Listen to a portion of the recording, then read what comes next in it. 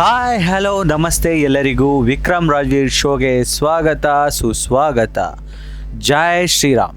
ಇವತ್ತಿನ ವಿಡಿಯೋದಲ್ಲಿ ಶ್ರೀರಾಮಚಂದ್ರ ಹಾಗೂ ಶ್ರೀಕೃಷ್ಣ ಪರಮಾತ್ಮನ ನಡುವೆ ಇದ್ದಂಥ ಕೆಲವು ವ್ಯತ್ಯಾಸಗಳು ಏನು ಅನ್ನೋದನ್ನು ತಿಳ್ಕೊಳ್ಳೋಣ.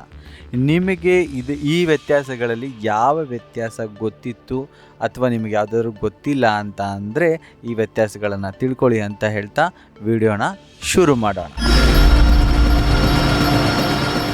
ಮೊದಲನೇ ವ್ಯತ್ಯಾಸ ಏನಪ್ಪ ಅಂತಂದರೆ, ಶ್ರೀರಾಮಚಂದ್ರ ವಿಷ್ಣುವಿನ 7ನೇ ಅವತಾರ ಹೌದು. ಹಾಗೆ ಶ್ರೀಕೃಷ್ಣ ಪರಮಾತ್ಮ ವಿಷ್ಣುವಿನ 8ನೇ ಅವತಾರ ಹೌದು. ಈ ವ್ಯತ್ಯಾಸ ನಿಮಗೆ ಗೊತ್ತಿತ್ತಾ? ಗೊತ್ತಿದ್ದರೆ ಎಸ್ ಅಂತ ಕಮೆಂಟ್ ಬಾಕ್ಸ್ನಲ್ಲಿ ಮೆನ್ಷನ್ ಮಾಡಿ. ಎಸ್ ಅಂತಂದರೆ ನಮಗೆ ಗೊತ್ತಿತ್ತು ಅಂತ ಕಮೆಂಟ್ ಮಾಡಿ. ಎರಡನೇ ವ್ಯತ್ಯಾಸ ಏನಪ್ಪ ಅಂತಂದರೆ, ಶ್ರೀರಾಮಚಂದ್ರನ ಬಾಲ್ಯ ಲೀಲೆಗಳನ್ನು ನೀವು ಯಾವತ್ತಾದರೂ ಕೇಳಿದ್ದೀರಾ ಅಥವಾ ಅದನ್ನು ಯಾವುದಾದ್ರು ಸೀರಿಯಲ್ಸ್ಗಳಲ್ಲಿ ನೀವು ನೋಡಿದರೆ ಮೆನ್ಷನ್ ಮಾಡಿ. ನಾನಂತೂ ನೋಡಿಲ್ಲ. ಆದರೆ ನಾವು ಶ್ರೀಕೃಷ್ಣ ಪರಮಾತ್ಮನ ಬಾಲ್ಯ ಲೀಲೆಗಳು ಹಾಗೆ ಅವನು ಬಾಲ್ಯದಲ್ಲಿ ಏನೇನೋ ವಿಚಿತ್ರವಾಗಿ ಅಸುರಗಳನ್ನೆಲ್ಲ ಸಾಯಿಸ್ತಾನಲ್ಲ, ಆ ಲೀಲೆಗಳನ್ನೆಲ್ಲ ನಾವು ನೋಡಿದ್ದೀವಿ. ಅಂದರೆ ನಾವು ಸೀರಿಯಲ್ಸ್ಗಳ ಮೂಲಕ ನಾವು ನೋಡಿದ್ದೀವಿ, ಹಾಗೆ ಕೆಲವರ ಬಾಯಲ್ಲಿ ಕೂಡ ಕೇಳಿದ್ದೀವಿ. ಆದರೆ ಶ್ರೀರಾಮಚಂದ್ರನ ಬಾಲ್ಯ ಲೀಲೆಗಳು ನಾವು ಕೇಳಿರೋದು ತುಂಬ ಕಡಿಮೆ. ಈ ವ್ಯತ್ಯಾಸ ನಿಮಗೆ ಗೊತ್ತಿತ್ತಾ? ಕಾಮೆಂಟ್ ಬಾಕ್ಸ್ನಲ್ಲಿ ಮೆನ್ಷನ್ ಮಾಡಿ. ಈಗ ನಾವು 2 ವ್ಯತ್ಯಾಸಗಳನ್ನ ನೋಡಿದ್ವಿ. ಈಗ ನಾವು 3ನೇ ವ್ಯತ್ಯಾಸ ಏನು ಅಂತ ನೋಡೋಣ. 3ನೇ ವ್ಯತ್ಯಾಸ ಏನಪ್ಪ ಅಂತಂತಂದರೆ, ಶ್ರೀರಾಮಚಂದ್ರನಿಗೆ ತಾನು ರಾವಣನ ಸಾಯಿಸೋದಕ್ಕೆ ವಿಷ್ಣುವಿನ ಮಹಾವತಾರ ತಾಳಿರೋದು ಅನ್ನೋದು ಗೊತ್ತಿರಲ್ಲ. ಇದಕ್ಕೆ ಒಂದು ಸಣ್ಣ ಕತೆ ಹೇಳ್ತೀನಿ. ಏನಪ್ಪ ಆ ಕತೆ ಅಂತಂತಂದರೆ, ಒಮ್ಮೆ ರಾವಣ ಏನಪ್ಪ ಮಾಡ್ತಾನೆ ಅಂದರೆ, ಬ್ರಹ್ಮನಿಂದ ಅಮರತ್ವದ ವರವನ್ನು ಪಡೆದಿರ್ತಾನೆ. ಆ ವರದಲ್ಲಿ ಏನನ್ನು ಅವನು ತಿಳಿಸಿರ್ತಾನಪ್ಪ ಅಂತಂದರೆ, ನನಗೆ ದೇವಾನುದೇವತೆಗಳಾಗಿರ್ಬೋದು ಅಥವಾ ಯಾವುದೇ ಪ್ರಾಣಿಗಳಾಗಿರ್ಬೋದು, ಯಾವುದೇ ದೊಡ್ಡ ಶಕ್ತಿಗಳಿಂದ ನನಗೆ ಸಾವು ಆಗಬಾರ್ದು. ಆ ಟೈಮ್ನಲ್ಲಿ ಏನು ಮಾಡಿರ್ತಾನಪ್ಪ ಅಂತಂದರೆ, ನನಗೆ ಇವರುಗಳಿಂದನೇ ಸಾವಾಗಲ್ಲ ಅಂದ ಮೇಲೆ ನನಗೆ ಈ ತುಚ್ಛ ಮಾನವರಿಂದ ನನಗೆ ಸಾವಾಗುತ್ತಾ? ಅದಕ್ಕೆ ಮನುಷ್ಯನ ಹೆಸರು ಅವನು ತೆಗೆದೇ ಇರಲ್ಲ.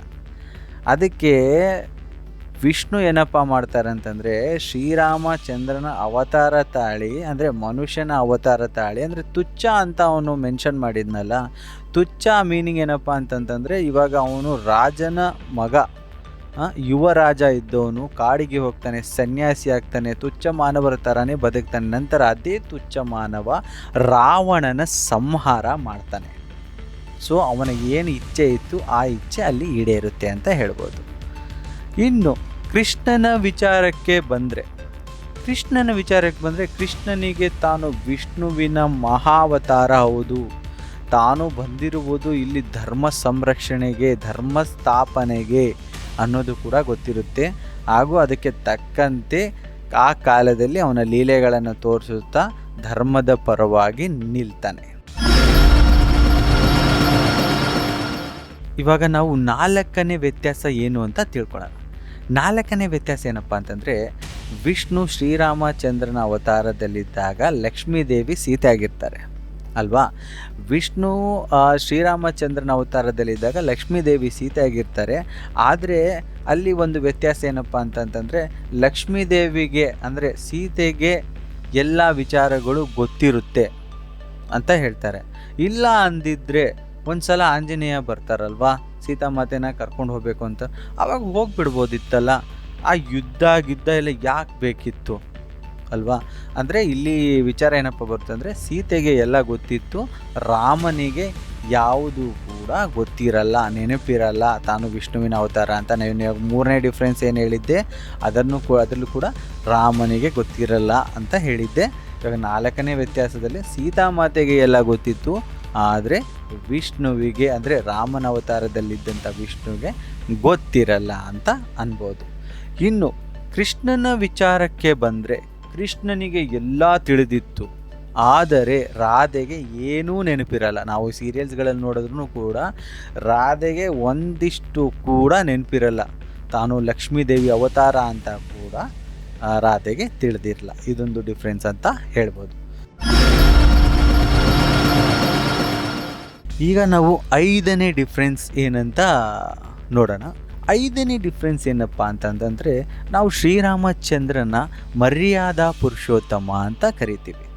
ಆದರೆ ನಾವು ಅದೇ ಶ್ರೀಕೃಷ್ಣ ಪರಮಾತ್ಮನ ನಾವು ಮರ್ಯಾದಾ ಪುರುಷೋತ್ತಮ ಶ್ರೀಕೃಷ್ಣ ಪರಮಾತ್ಮ ಅಂತ ಕರೆಯಲ್ಲ. ಇಬ್ಬರು ಒಂದೇ ಅಲ್ವಾ, ವಿಷ್ಣುವಿನ ಅವತಾರನೇ ಹೌದಲ್ವಾ. ಆದರೂ ನಾವು ಯಾಕೆ ಕರೆಯಲ್ಲ? ನಾವು ಯಾಕೆ ಕರೆಯಲ್ಲಪ್ಪ ಅಂತಂದರೆ, ಶ್ರೀರಾಮಚಂದ್ರ ಇದ್ದಂಥ ಕಾಲಘಟ್ಟದಲ್ಲಿ ಸತ್ಯಕ್ಕೆ, ಮಾತಿಗೆ ಬೆಲೆ ತುಂಬ ಜಾಸ್ತಿ ಇತ್ತು. ಅದೇ ಶ್ರೀಕೃಷ್ಣ ಪರಮಾತ್ಮ ಇದ್ದಂಥ ಕಾಲಘಟ್ಟದಲ್ಲಿ ಸತ್ಯಕ್ಕೆ ಅಥವಾ ಮಾತಿನ ಪ್ರಾಮುಖ್ಯತೆ ಅಥವಾ ನಡವಳಿಕೆಗೆ ತುಂಬ ವ್ಯತ್ಯಾಸಗಳು ಬೇರೆ ಬೇರೆ ರೀತಿ ಬದಲಾದವು ಅಂತ ಹೇಳ್ಬೋದು. ಹಾಗಿಲ್ಲ ಅಂದಿದ್ರೆ ಅಂಥ ದೊಡ್ಡ ಮಹಾಯುದ್ಧ ನಡೆಯೋಕ್ಕೆ ಸಾಧ್ಯನೇ ಇರ್ತಿರಲಿಲ್ಲ ಅಂತ ಹೇಳ್ಬೋದು.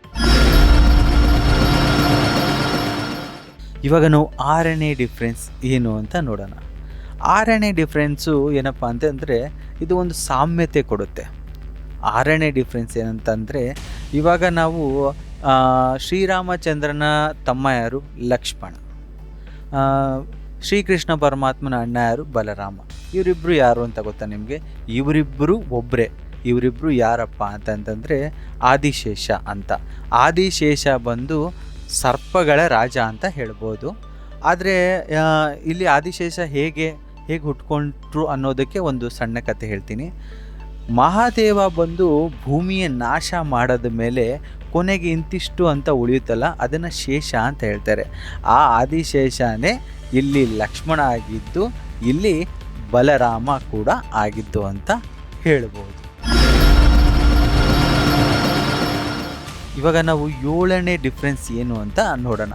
7ನೇ ಡಿಫ್ರೆನ್ಸ್ ಏನಪ್ಪ ಅಂತಂತಂದರೆ, ಶ್ರೀರಾಮಚಂದ್ರನಿಗೆ ಮರ್ಯಾದೆ ಹೇಗೆ ಕೊಡಬೇಕು ಅನ್ನೋದು ಗೊತ್ತಿತ್ತು.